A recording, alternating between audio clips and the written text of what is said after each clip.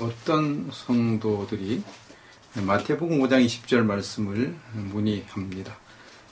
내가 너희에게 이르노니 너희 의가 서기관과 바리새인보다 더 낫지 못하면 결코 천국에 들어가지 못하리라. 서기관과 바리새인들보다 더 착하게 살지 않으면 절대로 천국에 못 들어간다고 예수님이 말씀하셨죠. 이것 때문에 고민을 많이 합니다. 서기관과 바리새인보다 내가 과연 더 착하게 살 수 있을까? 과연 그들보다 내가 더 하나님 뜻대로 살아 천국 갈 수 있을까? 이런 걱정을 하는 거죠. 근데 성경에 보면 이 서기관과 바리새인들은 두 종류로 갈라집니다. 첫째는 이제 악한 서기관과 바리새인들이 있습니다. 보통 악한 것이 아니라 아주 매우 악한 서기관과 바리새인들이 있죠. 마태복음 23장 1절 이하에 그 사람들이 기록되어 있습니다.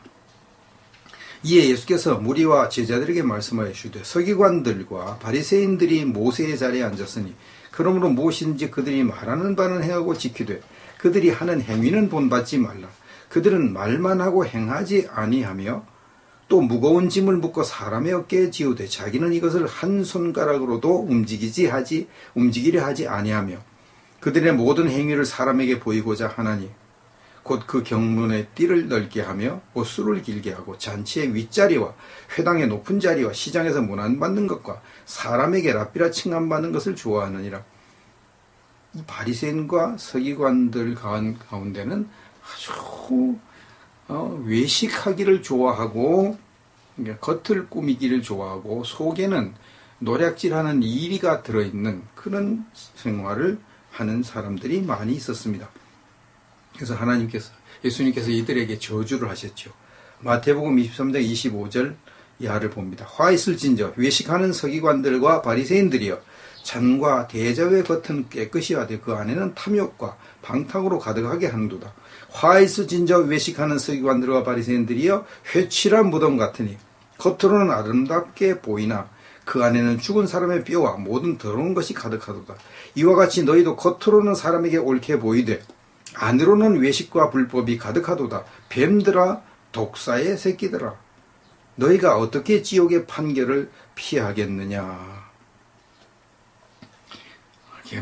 이렇게 그냥 겉으로는 사람에게 옳게 보이되 안으로는 외식과 불법이 가득한 서기관과 바리새인들이 있었습니다. 이들에게 예수님은 말씀하기를 너희는 뱀들이다. 독사의 새끼들이다. 너희같이 악한 자들이 어떻게 지옥의 판결을 피하냐. 너희같이 악한 자들은 지옥에 가야 된다 말씀을 하셨습니다. 마태복음 5장에 예수님이 말씀하신 서기관 바리새인들이 이렇게 악한 서기관과 바리새인들이라 그러면 너희가 서기관과 바리새인보다 더 낫지 않으면 천국에 못 간다는 말 때문에 걱정할 것 없죠. 왜냐하면 우리가 이렇게 악한 바리새인과 서기관들보다는 그래도 좀 착하게 산다고 생각할 정도잖아요. 이렇게 우리가 나쁜 짓을 하는 성도들이 몇 사람이나 되겠습니까? 거의 없잖아요. 근데 여기서 예수님이 말씀하신 서기관과 바리새인들이 이렇게 악독해서 반드시 지옥에 갈 사람이라면 아무 걱정할 게 없습니다. 그건 아니죠. 이렇게 악한 사람들보다 더 착하게 살아야 천국 간다. 예수님이 그렇게 말씀하신 건 아닐 거라 이 말이죠. 그럼 예수님이 말씀하신 이 마태복음 5장 20절에 말씀하신 서기관과 바리새인은 어떤 사람들일까요? 이건 이제 마태복음 19장 16절 이하를 보면 알 수가 있습니다. 어떤 사람이 주께 와서 이르되 선생님이여 내가 무슨 선한 일을 하여야 영생을 얻으리까? 여기 어떤 사람이 예수님께 내가 무슨 선한 일을 해야 영생을 얻을 수 있습니까? 물었어요. 다른 성경에 보니까 부자 청년이라고 그랬습니다. 이 사람은 바리새인 교육을 받은 바리새인입니다. 바리새인. 예수님이 말씀하신 서기관과 바리새인 그런 부류에 속한 사람이죠. 그래서 예수님이 너 천국에 가려면 계명을 지켜라. 계명을 지켜라. 그러니까 무슨 계명입니까? 십계명이다. 십계명이다. 십계명을 지키면 천국에 갈 수 있다. 그러니까 그 사람이 다음과 같이 말합니다. 마가복음 10장 20절 그가 여짜오되 선생님이여 이것은 내가 어려서부터 다 지켰나이다. 십계명이요? 십계명은 제가 어려서부터 다 지켰습니다. 그렇게 말을 했습니다. 이 사람이 뭐 아주 악독한 바리새인이면 예수님께서 당장 저주하셨겠죠. 이 회칠한 바리새인아, 지옥에 갈 것이다, 이렇게 말씀하셨겠죠. 예수님 그렇게 하지 않았습니다. 예수님이 다른 성경에 보면 그를 사랑했다 그랬습니다. 사랑했다. 그 왜냐면 그는 진짜로 어려서부터 아주 율법을 철저하게 지켜서 천국에 가기 위해서 발버둥 친 사람, 아주 착하게 산 사람. 예수님도 그건 인정을 해요. 그래서 내가 어려서부터 다 지켰다고 그래도 예수님이 니같이 나쁜 놈 이렇게 안 했습니다. 네가 율법을 지키는 거 노력한 걸 그대로 인정해 줬습니다. 그러고 난 다음에 예수님이 하신 말씀 볼까요? 마가복음 10장 21절.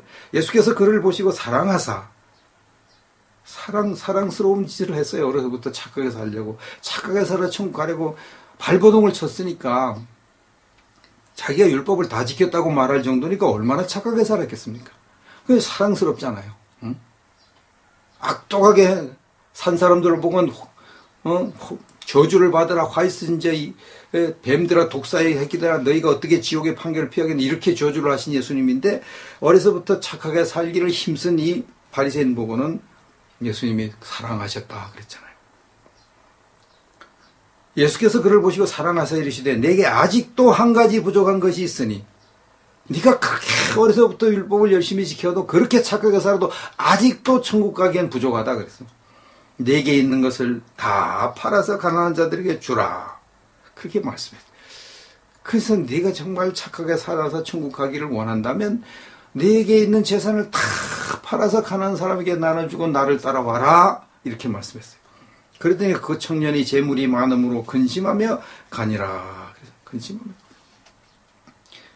그렇게 어려서부터 착하게 살아 천국 가려고 발버둥 치고 정말 착하게 살기를 힘쓴 사람인데, 그래도 넌 그것 가지고 천국 못 간다고 말씀하시고, 내 재산을 다 팔아서 한 푼도 남기지 말고 다 가난한 사람에게 나눠주고 나를 따라오면 천국 갈 수 있다고 말씀하니까, 그 청년이 그건 못하겠거든요. 그건. 그래서 근심하며 갔다 그랬습니다. 그 근심하며 가는 그 청년을 보고 예수님께서 뭐라고 그랬습니까? 부자는 천국에 들어가기가 어려우니라. 내가 다시 너에게 말하노니 낙타가 바늘귀로 들어가는 것이 부자가 하나님의 나라에 들어간 것보다 쉬우니라 하시니, 제자들이 듣고 몹시 놀라 이르되 그렇다면 누가 구원을 얻을 수 있으리까? 부자는 천국에 들어가지 못하는 이 말씀은 아까 방금 돌아간 그 부자 청년같이 크게 착하게 산 사람도 절대 천국에 못 간다, 그 말이거든요. 그러니까 예수님 제자들이 그렇다면 도대체 누가 천국에 갈 수 있냐고 심히 놀랐다 그랬잖아요. 저렇게 착하게 산 청년이 어려서부터 율법을 다 지켰다고 큰 소리 칠 정도로 착하게 산 청년이 천국에 못 가면, 자기 있는 돈으로 그렇게 착한 일을 많이 한 사람이 천국 못 가면, 우리같이 돈이 없어서 뭐 남 도와줄 엄두도 못 내고 맨날 싸움박질을 하고 뭐 남의 걸 등쳐먹으려고 하고 그냥 공짜로 먹으려고 하고 이런 심보를 가지고 산 사람은 어떻게 천국 가겠냐? 누가 도대체 구원을 받을 수 있냐고 탄식이 나올 만하잖아요. 바로 이 예수님이 말씀하신 마태복음 5장 20절에 말씀하는, 너희 의가 서기관과 바리새인보다 낫지 않으면 절대로 천국 못 간다는 말은, 이렇게 어려서부터 혹은 오랫동안 아주 착하게 산 서기관과 바리새인들보다 너희가 더 착하게 살지 않으면 절대로 천국에 못 간다, 그런 뜻입니다. 그러니까 심각한 거죠. 심각한 것입니다. 그래서 많은 성도들이 고민하는 겁니다. 내가 과연 착한 바리새인과 서기관들처럼 그보다 더 착하게 살아서 천국 갈 수 있을까? 그래서 자신 없어 하는 성도들, 심지어 목회자들도 많이 있습니다. 지금까지 대부분의 목회자들은 마태복음 7장 20절 말씀을 직설법 교훈으로 해석을 했습니다. 직설법 교훈으로. 그래서 이걸 예수님이 진짜 유대인들 보고 너희가 착하게 산 서기관과 바리새인보다 더 착하게 살지 못하면 너희는 절대 천국에 못 간다고 말씀하셨으니까, 그럼 우리는 어떻게 해야 되느냐? 그럼 우리는 아무리 예수님을 믿어도 아주 착하게 산 서기관과 바리새인보다 더 착하게 살지 않으면 지옥에 간다. 이렇게 믿는, 이렇게 가르치는 목사님들이 많이 있었고 지금도 있습니다. 또 어떤 목사님들은 이 마태복음 5장 20절 말씀은 진짜 예수님을 믿는 사람이라면 반드시 아주 착하게 산 서기관과 바리새인보다 더 착하게 살아서 천국 가게 돼 있다. 그 사람들보다 서기관과 바리새인보다 더 착하게 살지 않는 사람은 다 가짜 신자다. 이렇게 가르치는 목사님과 성도들, 목사님들도 많이 있습니다. 그러니까 지금까지 대부분 다 이렇게 가르쳤거든요. 그러니까 그런 설교를 대부분 성도들이 다 듣고 신앙생활 하니까 나는 마음에는 원리로도 육신이 약해서 자꾸 죄를 짓는데 그 지은 죄를 회개도 못하고 내가 지금 쩔쩔매고 있는데 그럼 나는 과연 천국 갈 수 있을까? 나는 과연 진짜 신자인가? 나는 진짜로 예수님 믿지만 서기관과 바리새인들보다 더 낮게는 살지 못하니까 나는 지옥에 가는 건 아닌가? 이런 고민에 빠지게 되는 것이죠. 이게 심하면 이제 어떤 현상이 일어나느냐? 그러면 교회 다녀봤자 뭐 아무래도 지옥 갈 것 같으니까 교회 그만 다니자. 힘들어서 못 다니겠다. 신앙생활 그만두고 어떤 성도들은 이거 어떻게 해야지 이거 구원의 확신을 가지고 이 지옥의 공포에서 벗어나지. 도대체 내가 어떻게 하면 구원을 받을 수 있는 거야? 아무리 내가 교회 오래 다녀도 도대체가 목사님 설교 안 만들어도 나는 천국 못 갈 것 같은데 내가 천국 갈 수 있는 길이 뭐야? 이렇게 방황을 하다가 이단에게 탁 걸려들죠. 이단들은 거짓말 막 해가지고 이렇게 하면 천국 가는데 그것도 몰랐어 이러는 거. 아이고 그래요? 성경 잘 모르는 사람이 홀딱 넘어가죠. 그게 많이 이단에 빠져요. 심지어 어떤 성도들은 나는 도저히 너무 많이 죄를 지어서 나는 도저히 지은 죄를 회개하지 못해서 나는 100% 그냥 지옥 갈 거야. 어차피 그만 지옥 가는데 그럼 뭐라도 내가 힘들게 신앙생활을 해야 될 대로 되거라. 이러죠. 그렇게 사는 거죠.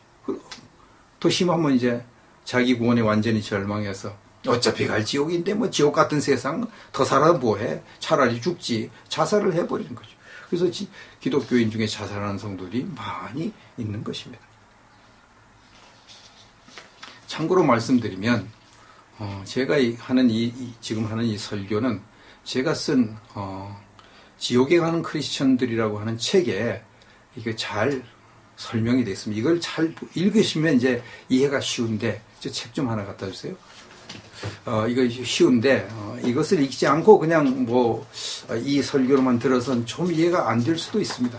그러나 이 시간 제가 무한정 할 수가 없으니까 이것을 간단하게도 설명을 드리는데 이 말씀을 여러분들이 꼭 깨달으셔야 돼요. 교회 오래 다니신 분들은 특히 이 말씀을 잘 이렇게 깨달으셔야 됩니다. 그래야만 여러분들이 지옥의 확신을 가질 수 있는데 이런 제목으로 되어 있습니다.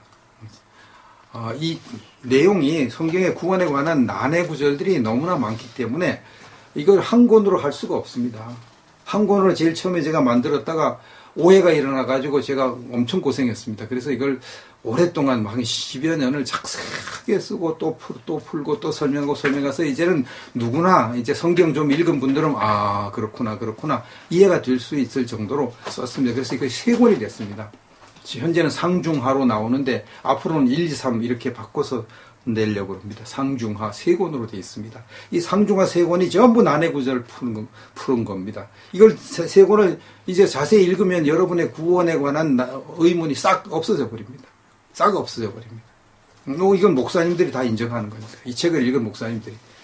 그래서 이 책을 읽은 목사님들이 이걸 100만 불짜리 책이라고 칭찬을 하는 겁니다. 100만 불짜리 책이라고.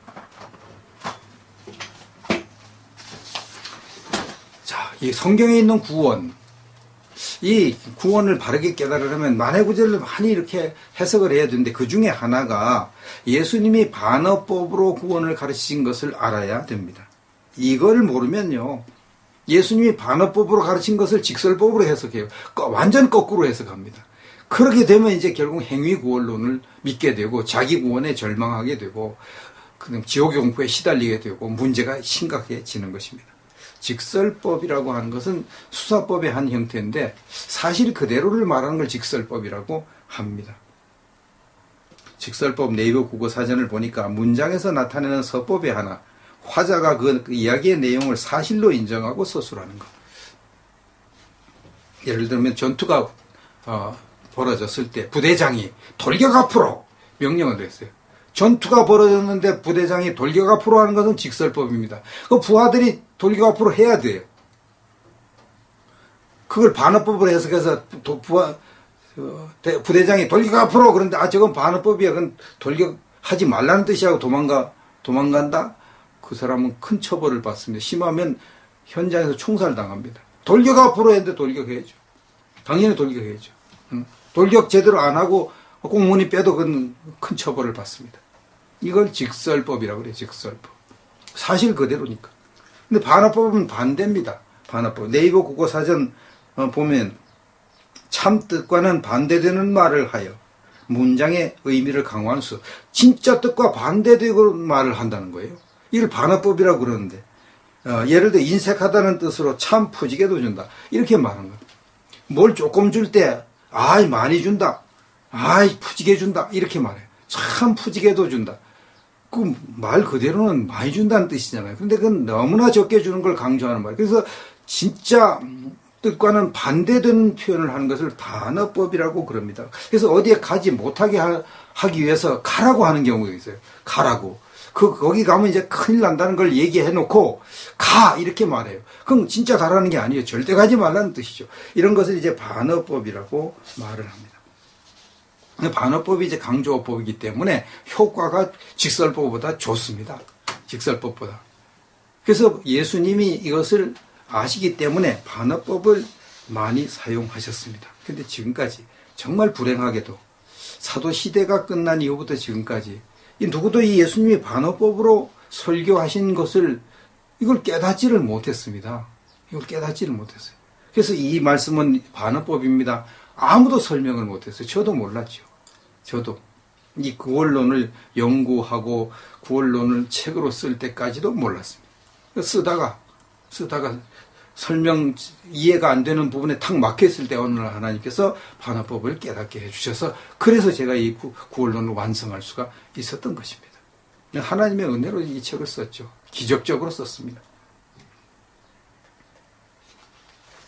예수님이 반어법으로 교훈하신 말씀을 이해하려면은 마태복음 14장 15절 이하 말씀을 보아야 됩니다. 마태복음 14장 15절. 저녁에 되면 제자들이 나와 이르되 이곳은 빈들이요 때도 이미 저물었으니 무리를 보내어 마을에 들어가 먹을 것을 사 먹게 하소서. 예수께서 이르시되 갈 것 없다. 너희가 먹을 것을 주라. 제자들이 이르되 여기 우리에게 있는 것은 떡 5개와 물고기 2마리 뿐이니이다.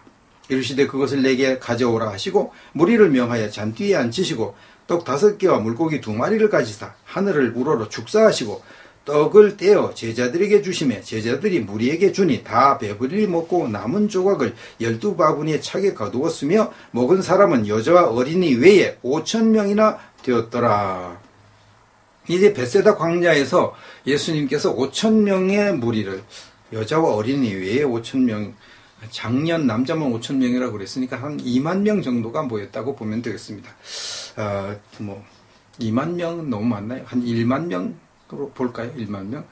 남자, 여자, 그 다음에 어린이, 이렇게 합치면 10,000명 이상 모였다고 생각합니다. 10,000명 이상의 군중이 모여 있는데 저녁 때가 되었습니다. 그래서 저녁 때 동안 예수님 병 고치고 설교하고 이렇게 하는 걸 보다 보니까 저녁이 되는지도 모르고 전부 다 거기 있는 거죠. 그러고 있을 때 제자들이 가만히 군중을 보니까 노인들은 힘이 없어가지고 앉아있고 애들은 배고프다고 칭얼대고 눈에 훤히 보이는데, 그래서 어떻게 할까, 이들에게 저녁을 좀 먹여야 될 텐데 고민을 했는데 그 빈들에 광야에 무슨 10,000명이 넘는 사람들을 먹일 수 있나요? 그래서 예수님께 건의를 하죠. 뭐라고 그럽니까? 이 사람들을 마을에 보내가지고 먹을 것을 좀 사 먹게 하시라고. 그러니까 예수님이 뭐라고 말씀합니까? 갈 것 없다. 이 사람들 보낼 것 없다. 너희가 먹을 것을 주어라. 이렇게 말씀을 하십니다. 자, 이게 놀라운 말씀이죠. 너희가 먹을 것을 주어라. 이 말씀이 직설법일까요? 반어법일까요? 이 말씀이 직설법이면 예수님의 제자들은 그 10,000명이 넘는 무리에게 먹을 걸 줘야 됩니다. 이 말씀이 반어법이면 예수님 제자들은 무리에게 먹을 것을 주려고 하면 안 됩니다. 둘 중 하나죠. 이 말씀은 직설법일 수가 없어요. 왜 그렇습니까? 제자들이 무슨 재주로 10,000명이 넘는 사람들에게 먹일 음식을 어디서 구해옵니까? 어디서? 절대 못하는 일이죠. 절대 못하는 일을 예수님께서 왜 주라고 그랬습니까? 왜 하라고 그랬습니까?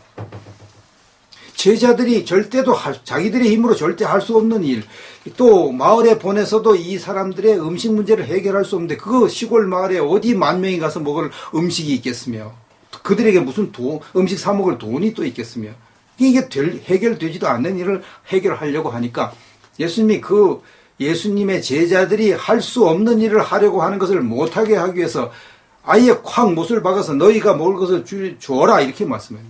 원래 직설법으로 말씀하면 너희가 먹을 것을 주려고 하지 마라. 그거 되지도 않는 일을 왜 하려고 그래.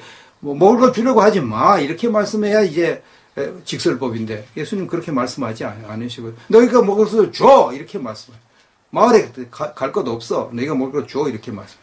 예수님 제자들이 얼마나 충격을 받았겠네요. 이런 것을 일컬어서 이제 멘붕 상태에 빠졌다 그러잖아요. 아니 우리 보고 먹을 거 주라고 그러면 도대체 우리 보고 어떡하라면 이거 미치고 팔짝 뛰겠네. 그런 말이 저절로 나오죠. 저절로 나오죠. 우리는 못하겠는데 절대 못하는데 그 예수님 제자들 중에 우리 못해요. 저 못합니다. 아니 도대체 만이나 되는 일을 말씀하셔야지. 우리가 무슨 하나님입니까? 이 사람들 먹을 걸 우리 보고 주라고 그러게. 그럼 말도 안 되는 소리 하지 말라고 속으로 아마 대놓고는 말씀 못 드려도 속으로 투덜투덜 그랬을 겁니다. 그래서 이것을 예수님께서 말씀하신 것은 그 제자들이 할 수 없는 일을 자꾸 하려고 하니까 저녁 식사를 무리에게 먹일 길이 없는데 마을에 가서도 이 저녁 식사 해결을 할 수 없는데 자꾸 자기들 힘으로 뭘 해결하려고 하니까 그걸 못하게 하기 위해서 아예 그들에게 콱 찔러버려요. 너희가 먹을 거 주라고. 앞발 뒷발 다 들게. 완전 포기하게.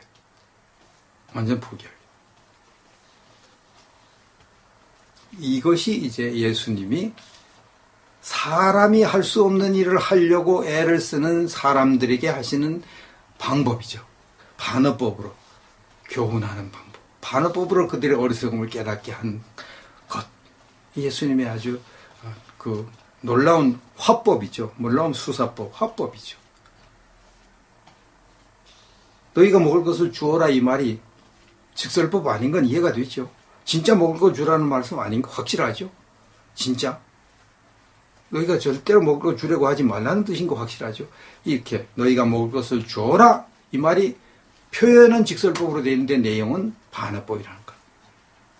이걸 깨달아야만 예수님께서 구원을 반어법으로 가르친 사실을 알 수가 있는 것입니다. 그 다음엔 산상설교에 나타난 예수님의 반어법 교훈을 보도록 하겠습니다. 마태복음 7장 21절 말씀. 나더러 주여 주여 하는 자마다 다 천국에 들어갈 것이 아니요 다만 하늘에 계신 내 아버지의 뜻대로 행하는 자라 들어가리라. 이 말씀 때문에 고민하는 성도들 많죠. 하나님 뜻대로 살아야 천국 간다 그러는데 나는 과연 하나님 뜻대로 사나? 진짜로 내가 하나님 뜻대로 살아 천국 갈 수 있을까? 나는 마음에 드는 원로로 육신이 약해서 자꾸 죄를 짓는데 나는 지금도 죄를 회개하지 못해서 쩔쩔매고 있는데 나는 과연 천국에 들어갈 수 있을까? 이렇게 고민하죠. 왜요? 이 말씀을 직설법으로 해석하니까. 아무리 예수님을 믿어도 진짜 하나님 뜻대로 살지 않으면 지옥에 간다고 믿으니까. 또 진짜 하나님 믿는 사람은 반드시 하나님 뜻대로 살아 천국 간다고 그렇게 믿으니까. 마음에는 원이로도 육신이 약해서 죄를 지으면 고민할 수밖에 없고 또 지은 죄 회개하지 못하면 걱정할 수밖에 없는 것이. 근데 어떤 분들은 또 하나님 뜻대로 살아 천국 간다고 하니까 와 이게 정말 어렵다 어려워. 응?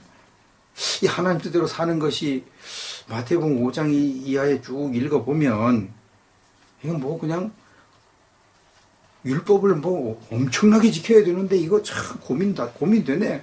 어? 이대로 진짜 율법을 다 지켜야 하는, 예수님이 가르친 율법을 다 지켜야 천국 간다고 하면 이건 보통 고민이 아닌데, 그런 뜻이 아닐 거야. 설마 하나님 뜻대로 사는 것이 예수님이 가르친 그 율법, 그렇게 무서운 율법을 다 지켜서 천국에 가라고 한 것일까? 그건 아니겠지. 그럼 하나님 뜻대로 행하는 게 뭐야? 그래서 보니까 이제, 요한복음 6장 40절 보니까 하나님 뜻대로 행하는 것이 나온다, 이 말이에요. 요한복음 6장 40절. 내 아버지의 뜻은 아들을 보고 믿는 자마다 영생을 얻는 이것이니, 여기 하나님의 뜻이 또 나오네요. 예수님을 믿는 것이 하나님의 뜻이구나. 그래서 이 마태복음 7장 21절은 예수님을 믿으면 천국 간다, 이 말이구나. 이렇게 해석해 버린 거예요. 아버지의 뜻대로 행하는 것을 예수님을 믿는 것으로 해석을 해요. 그럼 마음이 좀 편하죠.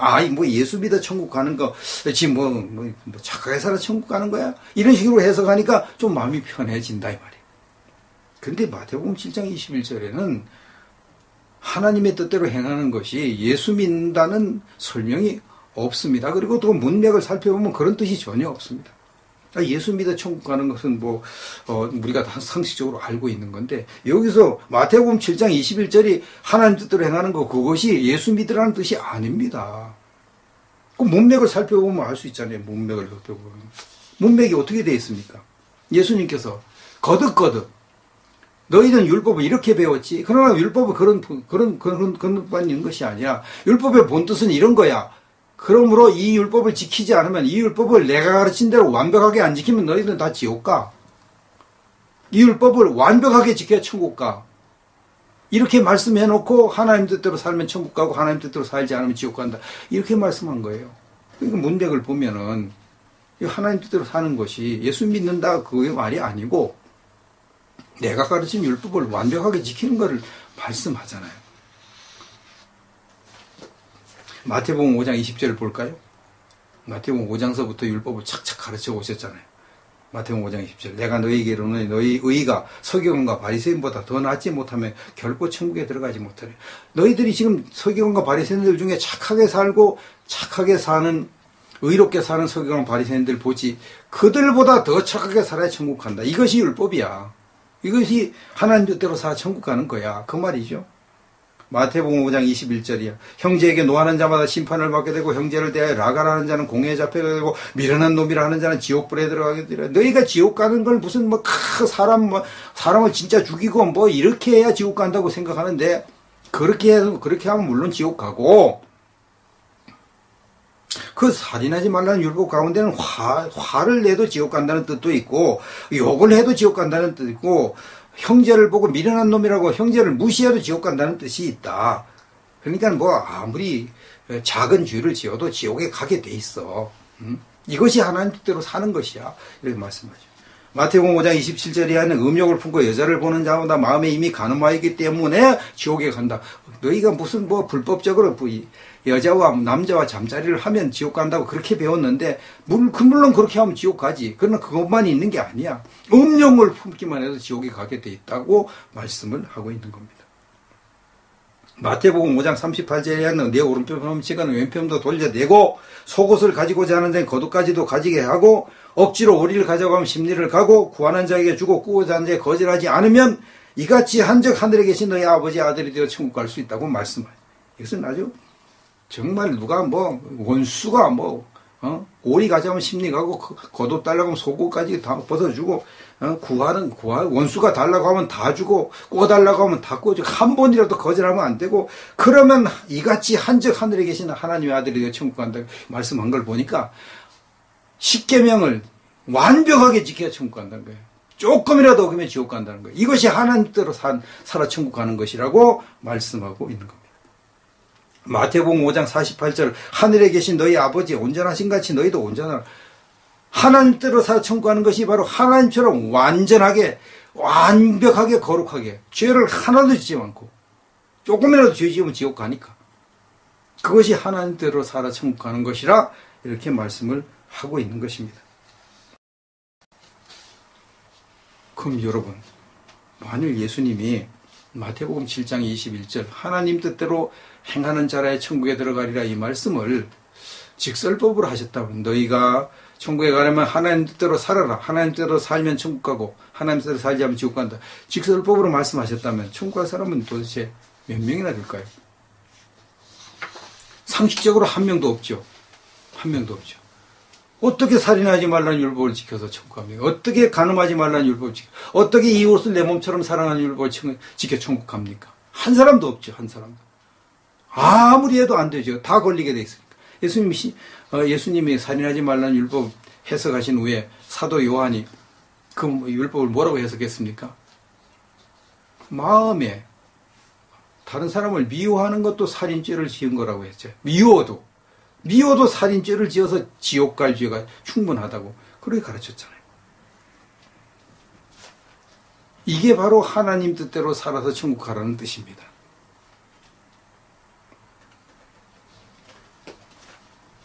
그럼 여러분 마태복음 7장 21절 이 말씀을 여러분이 지켜서 천국 갈 수 있겠습니까? 서기관과 바리새인보다 착하게 산 서기관과 바리새인, 어려서부터 율법을 지켜 천국 가려고 그렇게 착한 일을 많이 한 그런 서기관과 바리새인보다 더 착하게 살아 천국 갈 수 있겠습니까? 하나님처럼 완벽하게 살아서 죄를 하나도 안 짓고 살아서 천국 갈 수 있겠습니까? 음욕도 한 번도 안 품어서 천국 갈 수 있겠습니까? 남을 한 번도 미워하지 않고 한 번도 무시하지 않고 살아서 천국 갈 수 있겠습니까? 불가능이잖아요. 불가능. 그럼 예수님은 이렇게 모든 사람이 다 지옥 갈 율법을 왜 산상설교에서 가르치실까? 왜 부자 청년에게 반드시 지옥 갈 수밖에 없는 율법을 지켜 천국 가라고 하셨을까요? 그것은 이제 그 당시에 유대인들이 어떤 신앙생활을 하고 있었는지를 알아야만 답이 나옵니다.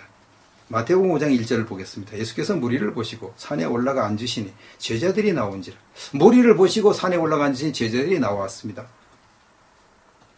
이걸 보면 제자들에게만 설교했구나 이렇게 오해할 수 있는데 아닙니다.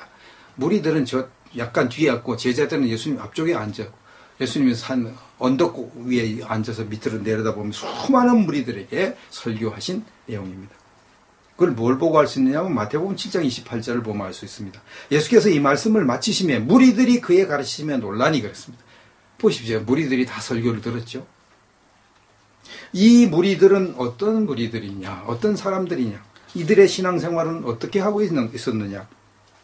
그 성경 보면 다 나옵니다. 이들은 이제 주로 바리새인들의 가르침에 따라서 신앙생활을 하고 있었습니다. 바리새인들은 가장 큰 특징이 외식하는 거예요. 가장 큰. 두 번째 특징은 행위구원론을 믿는 것입니다. 행위구원론. 행위구원론이 뭐죠? 아무리 하나님을 믿어도 율법을 열심히 지켜야 천국 간다. 그게 이제 행위구원론입니다.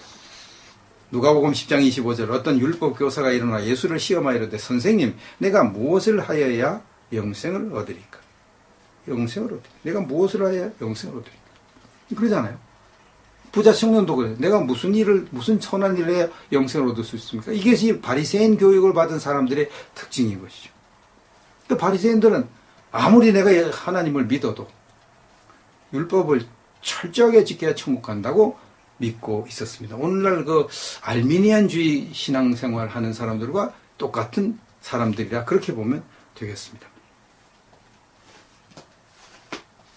예수님은 이 바리새인 교육을 받고 예수님을 믿어서 죄 용서 안 받고 천국 가려고 하지 않고 율법을 지켜서 착하게 살아 천국 가려고 하는 이 어리석은 유대인들에게 율법을 지켜서는 절대 천국에 갈 수 없는 것을 가르쳐주기 위해서 마태복음 5장서부터 율법이 무엇인지 본뜻을 쫙 설명해 주는 거예요.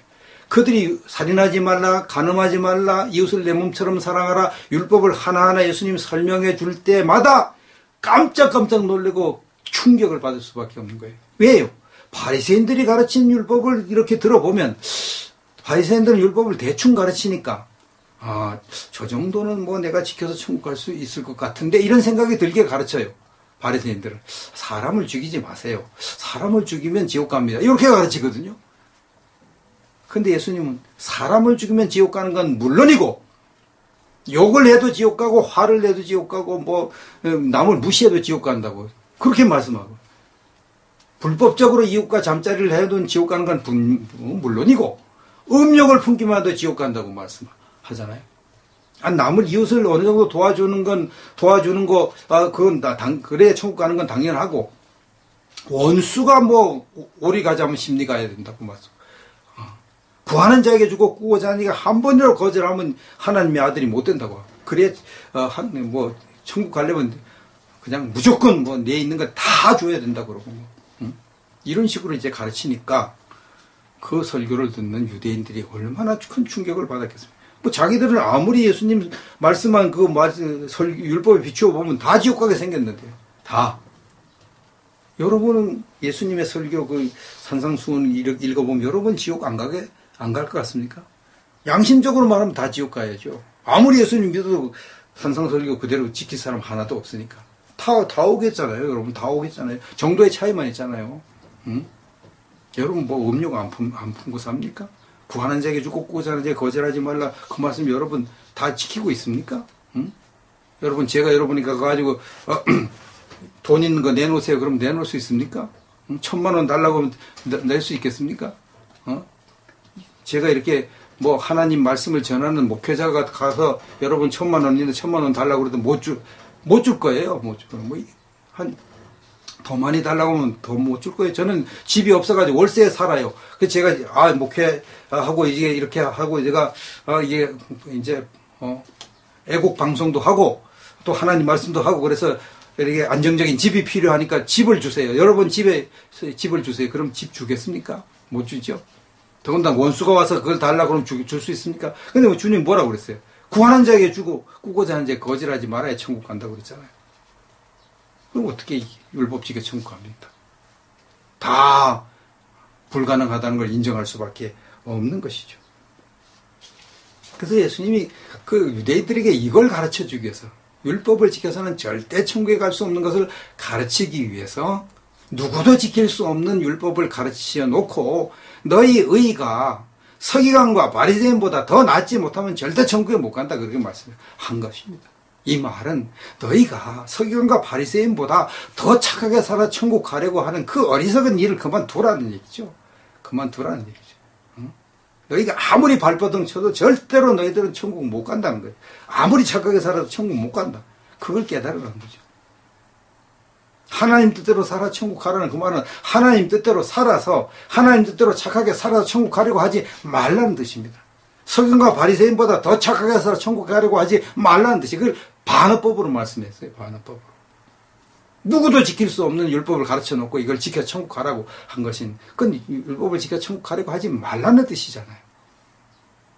그걸 지금까지 못 깨달았다 이 말이에요. 예수님이 벳세다 광야에서 절대로 할 수 없는 1만 명이 넘는 사람들 음식 문제 해결할 수도 없는 걸 해결하겠다고 끙끙대는 그 제자들, 그걸 포기하기 위해서 너희가 먹을 것을 주라고 반어법으로 말씀하신 것과 똑같이 우리들 보고 유대인들 보고 너희 의가 착하게 산 서기관들과 바리새인들보다 더 낫지 못하면 절대 천국에 못 들어갈 것이다. 너희가 정말 착하게 살아 천국 가려고 하느냐? 그러면 착하게 살기를 발버둥 친 서기관과 바리새인보다 더 착하게 살아야 천국 갈 수 있다고 콱 찌르는 거예요. 콱 찌르는 거예요. 그럼 이제 예수님이 반어법으로 설명하신 것을 못 깨닫는 사람은 이제 완전히 앞발 뒷발 다 드는 수밖에 없죠. 난 이제 꼼짝없이 지옥 가게 생겼구나. 그런 마음이 들어야 드디어 예수님 나 어떻게 천국 갈 수 있습니까? 제발 좀 가르쳐 주세요. 내가 아무리 발버둥 쳐도 예수님 말씀대로 살아 천국 못 가는데 어떻게 하면 천국 갈 수 있습니까? 그걸 깨닫게. 그걸 깨닫게 하려고 예수님이 산상설교 하신 거거든요. 그걸 반어법으로. 이게 지금까지 직설법으로 해석했다 이 말이에요. 그러니까 이게 지금까지 완전히 예수님 말씀을 거꾸로 해석하니까 이렇게 많은 행위구원이 퍼져가지고 수많은 성도들이 지옥의 공포에 시달리고, 제가 예수 믿어서 죄 용서만 받고 천국 갈 자격을 얻었는데도 여전히 자기는 지옥 갈 거라고 생각하는 이 어리석음에 빠져서 신앙생활을 하고 있는 것입니다.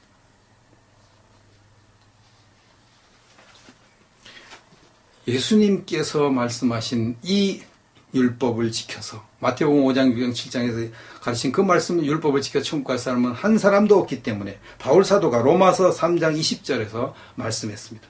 그러므로 율법의 행위로 그의 앞에 의롭다 하심을 얻을 육체가 없나니 율법으로는 죄를 깨달음이니라.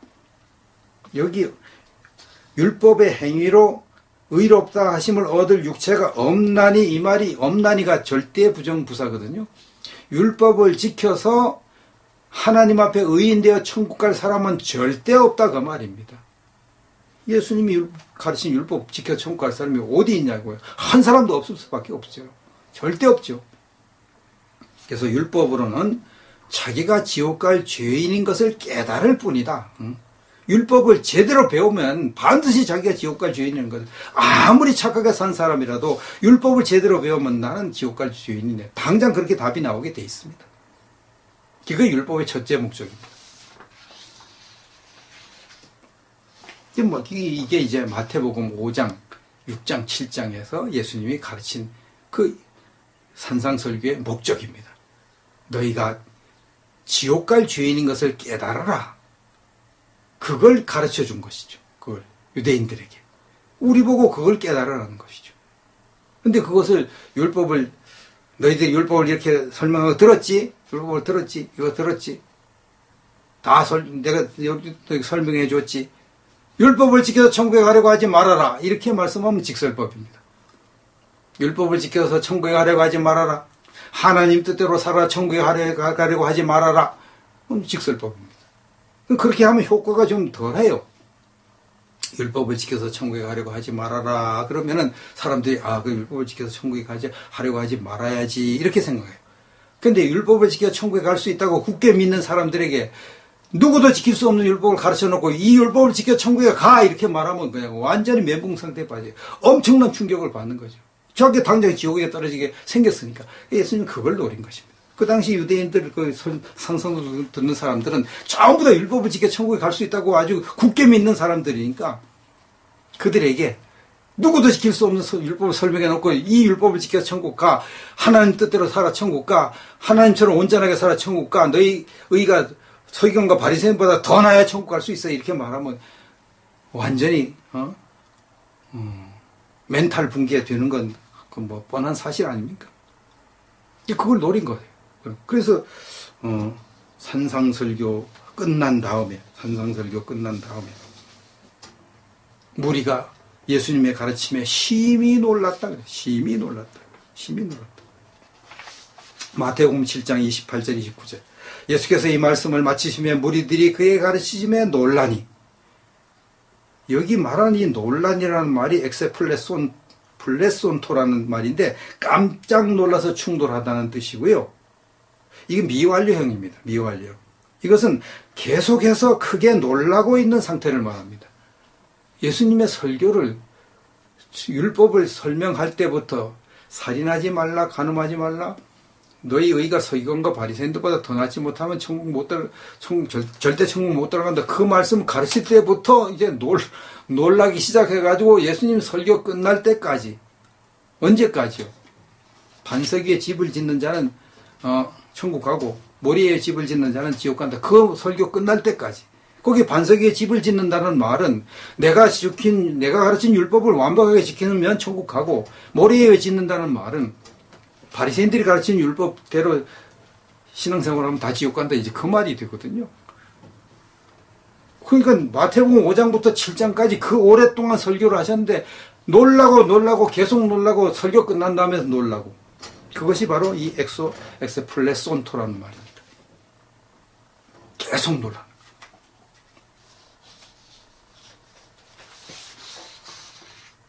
자, 이렇게 산상설교를 해석하니까 예수님의 산상설교는 반어법 교훈이구나. 내가 죄인인 걸 깨달으라고 그걸 가르친 말씀인데 내가 그 말씀을 지켜서 천국 가려고 이 어리석은 노력을 해왔구나. 그래서 내가 지옥의 공포에 시달리고 이렇게 비참하게 신앙생활을 했는데 그걸 내가 이제 알다니. 이런 마음이 들면은 산상설교를 바로 깨달은 것입니다. 근데 대부분 또 그렇게 제 설교를 이제 못 들은 분들은, 이제 책을 안 읽은 분들, 이 책을 안 읽은 분들은 또 여전히 산상설교 이거 직설법 교훈이다 이다 그렇게 해석하죠. 예수님이 가르친 율법을 다 지켜야 천국 가는 것이지 뭐 이렇게 해석을 하지요. 그럼 이제 그렇게 해석하면 이제 이거 내가 율법을 이거 과연 다 지킬 수가 있을까? 지킬 수가 없는데 어떻게 하지? 이걸 나도 못 지키고 성도들도 다 못 지키는데 이걸 그렇다고 성도들 보고 율법 못 지키는 다 지옥 간다 이렇게 말하면 교회 나올 사람 하나도 없으니까 이거 어떻게 하지? 그래서 이제 사람들이 할 수 없이 목회자들이 할 수 없이 그 율법을 그냥 두루뭉술하게 이제 해석을 하는 목회자들이 많지요. 대부분 다 그렇게 두루뭉술하게 해석하지요. 그래서 어떻게 해석하냐 하면 형제를 보고 미련한 놈이라 하는 자는 지옥불에 들어가리라. 뭐 이런 말씀을 이것은 악의 뿌리가 자라지 못하게 하라는 뜻이다. 이렇게 해석을 하죠. 악의 뿌리가 자라지 못하게 하라는 뜻. 그럼 두루뭉술하잖아요. 악의 뿌리가 자라지 못하게 하는 게 뭐지? 그냥 뭐 악하게 살지 말라는 뜻이지 뭐 이렇게 그냥 악하게 살지 말라는 악하게 살 기준도 없으니까 그냥 뭐 나는 뭐 악하게 살려고 하지 않으니까 그래도 형제를 보고 미련한 놈이라 하는 이 정도는 아닌 게 아니겠지. 나는 그래도 천국 갈 수 있을 거야. 뭐 이렇게 식으로 생각하는 거예요. 아직 확신은 없지만. 그리고 음욕을 품는 자는 눈을 빼야 된다. 눈을 안 빼면 지옥 간다. 이렇게 말하면 이것은 유혹의 동기에 대해 단호한 조치를 취하라는 뜻이지. 진짜 눈을 빼라는 건 아니야. 진짜 눈을 빼라는 건 아니야. 또 이렇게 해석을 하죠.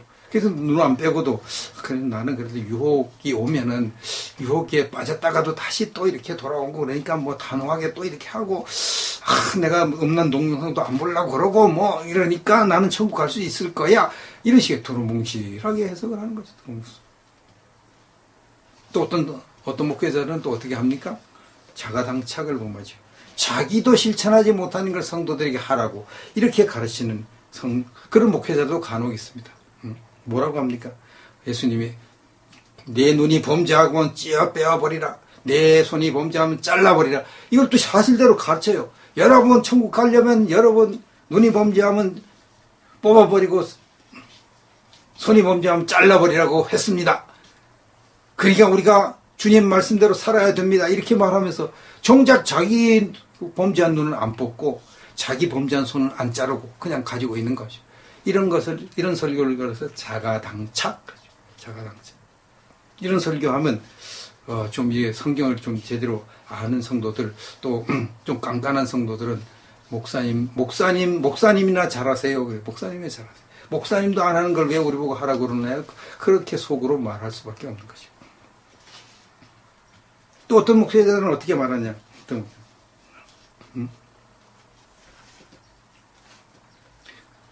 한상 설교를 이제 설교할 때 깎아서 해요. 깎아서. 다 사실대로 안 가르치고 바리새인들처럼 깎아서 살인하지 말라는 율법은 뭐 이렇게 진짜로 사람 죽이지 말라는 것이지. 그걸 뭐 그냥 사람 죽이지도 않았는데 뭐 이렇게 너무 한 대 때렸다고 뭐 지옥 가고 뭐 그렇게 하는 건 아니지. 예수님은 뭐라고 그랬습니까? 욕을 해도 지옥 가고 무시해도 지옥 간다고 그랬잖아요. 그 사람 안 죽이면 지옥 간다고 그렇게 해석하면 되겠습니까? 깎아서 해석하는 것 목회자들 많고 또 어떤 목회자들은 또 무조건 또 은혜구론이 맞다고 막 그래요. 무조건 마태복음 이거 다 무시해버리고 5장 6장 7장 다 무시해버리고 은혜구원이 맞아. 무조건 예수 믿으면 천국 가. 이러면서 막 우격다짐으로 막 하는 거예요. 그러다가 또 이렇게 마태복음 5장 6장 7장은 또 이거 큰일 났네. 이거 진짜 예수님 믿으면 무조건 천국 가는 게 맞아? 마태복음 5장 6장 7장 보니까 아닌데 또 고민에 빠지는 거예요. 이것이 지금까지 기독교의 구원론의 현주소입니다. 현주소.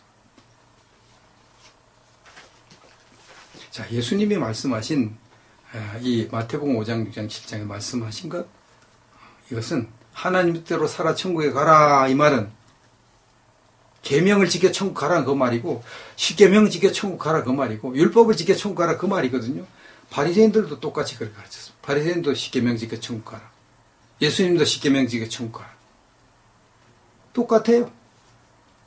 그런데 바리새인들과 예수님의 가르침은 근본적인 차이가 있습니다. 그게 뭡니까?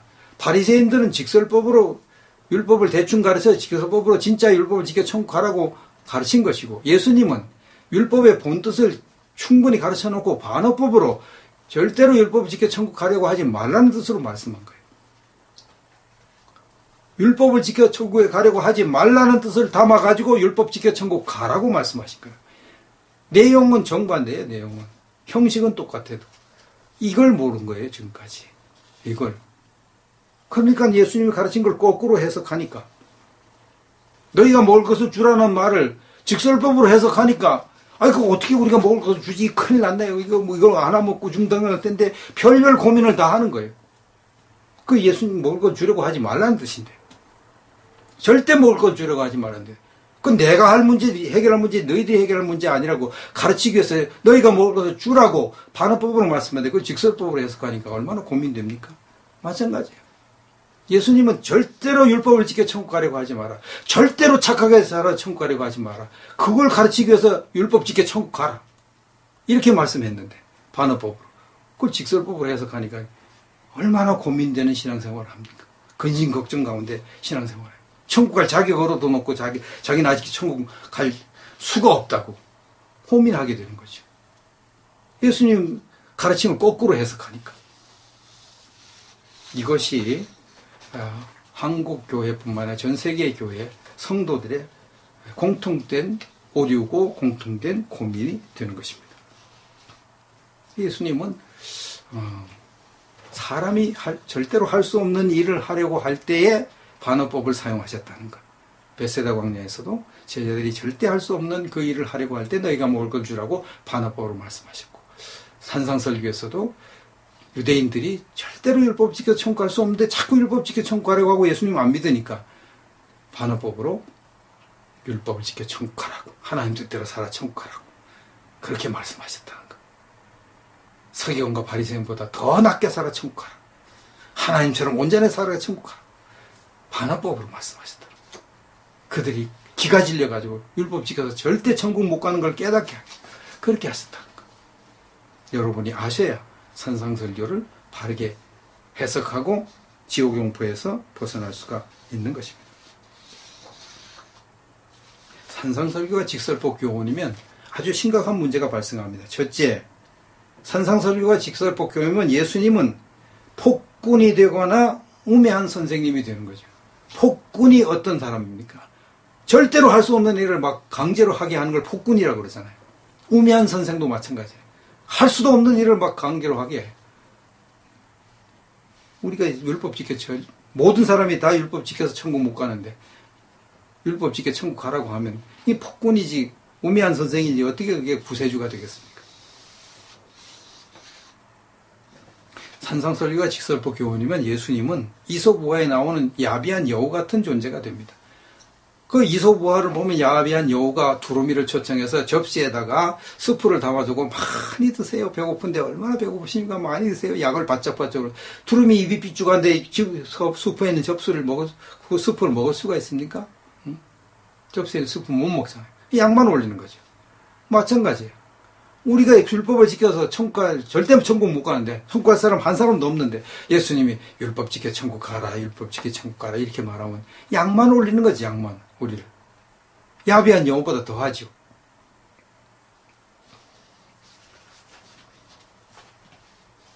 예수님이 율법을 지켜서 천국에 갈 수 없는 것을 가르친 궁극적인 목적, 두 가지. 율법을 지켜서 천국에 갈 수 없는데도 율법을 자세하게 설명한 궁극적인 목적이 두 가지. 첫째는 아까 말씀대로 모든 사람이 다 율법을 지켜서 천국 갈 수 없는 죄인인 것을, 반드시 자기 자신이 지옥에 갈 수밖에 없는 죄인인 것을 깨닫게 하기 위해서 율법을 가르쳐 주셨다는 것. 아까 설명했죠. 로마서 3장 20절. 그러므로 율법의 행위로 그의 앞에 의롭다 하심을 얻을 육체가 없나니 율법으로는 죄를 깨달음이니라. 두 번째, 예수님이 율법을 그렇게 자세하게 설명하신 이유는 율법을 배워서, 예수님으로부터 율법의 본뜻을 배워서 자기가 지옥 갈 죄인 것을 깨닫고 더 이상 율법을 지켜 천국 가려고 하지 말고 예수님을 믿어서 죄 용서함을 받고 의인이 되어 천국 가게 하기 위해서 율법을 가르쳐 주신 것. 이것을 가장 잘 설명한 말씀이 갈라디아서 3장 24절입니다. 이같이 율법이 우리를 그리스도께로 인도하는 초등교사가 되어 우리로 하여금 믿음으로 말미암아 의롭다함을 얻게 하려 함이라. 율법이, 예수님이 율법을 통해서 우리 모든 사람을 다 지옥 갈 주인으로 만드는 것은 지옥에 끌고 가기 위함이 아니고, 너희가 율법에 의하면 다 지옥 가게 생겼어. 근데 너희가 천국 갈 수 있는 길이 있어. 그것이 뭐냐? 나에게 와. 나를 믿어. 너희가 주인인 걸 인정하고 나를 믿어. 내가 너희 죄를 대신해 십자가에 죽은 것을 믿어라. 그러면 그 즉시 너희 모든 죄는 다 용서된다. 천국 갈 자격을 즉시 준다. 너희가 예수 믿는 순간, 나를 믿는 순간 영생을 주어서 영원히 절대로 지옥에 가지 않는 생명, 영생을 준다. 영생. 이게 나를 믿어. 그거 가르쳐 주려고 사람들이 절대로 지켜 천국 못 가는 그 무시무시한 율법을 가르친 겁니다. 그 당시 유대인들이 예수님을 믿어 천국 가는 걸 전혀 깨닫지 못하고 율법 지켜 천국 가려고 어리석게 노력을 하고 있으니까 그걸 포기하게 하기 위해서 율법의 진짜 뜻을 가르쳐 주신 것이고, 그들을 멘붕 상태에 빠뜨려 놓은 것이고, 그런 상태에서 너희가 나를 믿어 천국 갈 수 있는 길이 있다는 걸 가르치면 그제서야 이제 예수 믿는 거죠. 우리가 어릴 때부터 지금까지 율법을 지켜 천국 가려고 했는데 그거 다 헛수고구나. 우리가 천국 갈 수 있는 길은 예수 믿어 죄 용서함 받는 길밖에 없구나. 예수님 믿어서 죄 용서함 받아 그때 영생을 선물로 받아야 천국 가는구나. 그거 깨닫게 하려고 예수님이 산상설교를 하신 것입니다. 박윤선 박사님, 제 스승이신데요. 박윤선 박사님이 율법의 역할을 잘 설명했습니다. 산상보훈에서 예수님이 해석하신 율법을 누가 행할 수 있으랴? 이 율법 앞에서는 누구든지 제 힘을 믿을 수 없어서 탄식하기를, 오 그리스도여 나의 대신이 되소서. 이 대신은 내 대신 되라면, 나 대신 율법을 지켜달라 그 말이에요. 나의 대신이 되소서. 나는 주님만 의지하나이다 라고 할 수밖에 없는 것이다. 산상설교를 제대로 배운 사람은 그 율법 앞에서 자기가 지옥 갈 주인인 것을 깨닫고 주님이 내 대신 되시옵소서. 주님이 나의 의가 되시옵소서. 나의 힘으로는 도저히 의를 얻어서 천국 못 갑니다. 나는 주님만 의지합니다. 나는 주님만 믿습니다. 그 고백이 나오게 돼 있어요. 산상설교를 제대로 배우면 그 고백이 나오게 돼 있다 그 말입니다.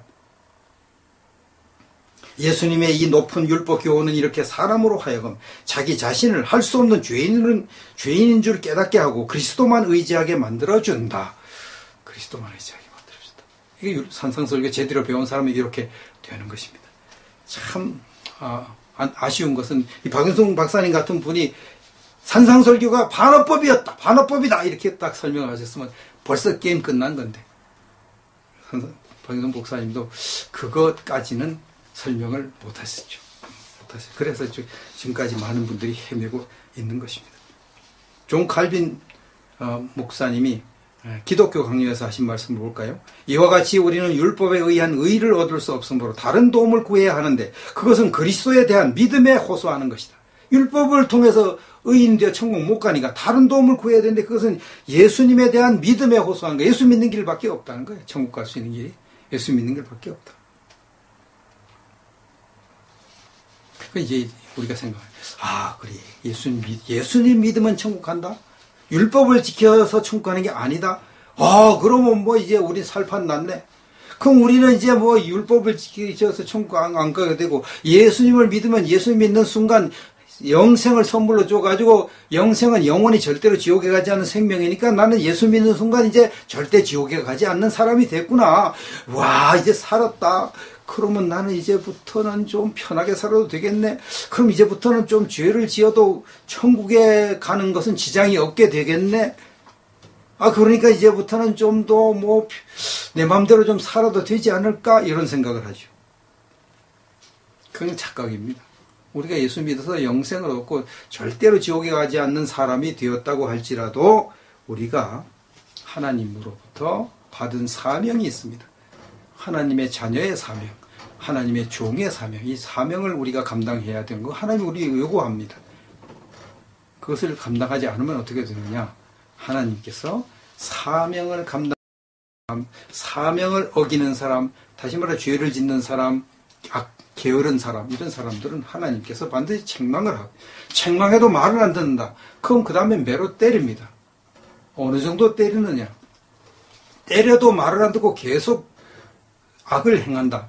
그럼 이사야서 1장에 말한 대로 머리부터 발끝까지 성한 곳이 없을 정도로 두드려 팹니다. 성한 곳이 없을 정도. 근데 미련한 놈들은요, 머리부터 발끝까지 성한 곳이 없도록 두드려 패도 말을 안 들어요. 두드려 패도. 그럼 어떻게 하느냐? 그럼 하나님이 그 머리부터 발끝까지 두드려 패도 말을 안 듣고, 말을 하면 물론 말을 안 듣고, 그런 고집쟁이들은요, 하나님이 사탄에게 그를 맡겨서 비참하게 죽임을 당하게 만들어요. 비참하게. 그리고 하나님 앞에 가서 상을 다 박탈해 버립니다. 상 하나도 못 받습니다. 죄를 너무 많이 지켰기 때문에. 그게 하나님의 대책입니다. 땅에 살 때 복을 다 빼요. 비참하게 사니까 복이 다 없어져 버리죠. 복을 다 빼앗기죠. 이것이 하나님의 대책입니다. 그래서 난 이제 예수 믿어 구원 받았으니까 난 이제 좀 편하게 살면 되지 않을까? 그건 착각입니다. R.T. 켄달 목사님의 그 책을 보면 이런 얘기가 있습니다. 우리가 켄터키에 있는 지역 침례교회로 갈 때에 미기한 말을 생생히 기억한다. 친구가 있는데 미기라는 사람이 있어서 미기한 말을 생생히 기억한다. 이 침례식이 끝나면 난 기쁠 거야. 난 정말이지 일주일 동안 좀 거룩해지려고 노력했었지. 욕을 한마디도 안 했다고. 그렇지만 오늘 저녁부터는 신경 쓸 필요가 없지. 침례만 받고 나면 그때부터는 내 마음대로 사는 거야. 나는 옛날로 다시 돌아가도 구원을 받아둔 셈이니까. 이렇게 말을 했어요. 침례를 받기 위해서 일주일 동안 욕을 한마디도 안 하고 착하게 살려고 노력을 하고 딱 예수 믿고 침례를 받아서 내가 영혼 구원을 받았으면 그 다음부터는 나는 이제 내 마음대로 사는 거야. 내 마음대로 죄 짓고 내 마음대로 부귀영화 향락을 누리면서 사는 거야. 이렇게 생각을 했습니다. 이렇게. 자기 마음대로 그렇게 살도록 하나님이 놔두면 다행인데 놔두지 않지요? 놔두지 않습니다. 책망을 하고 말 안 듣면 두드려 팬다 그랬죠? 머리부터 발까지 두드려 패고 그래도 말 안 듣면 비참하게 사단에게 맡겨 죽인다 그랬죠? 하나님 대책이 다 있습니다. 여러분들이 예수 믿어서 구원받았다고 해서 게으르다? 더 나아가서 악을 행한다?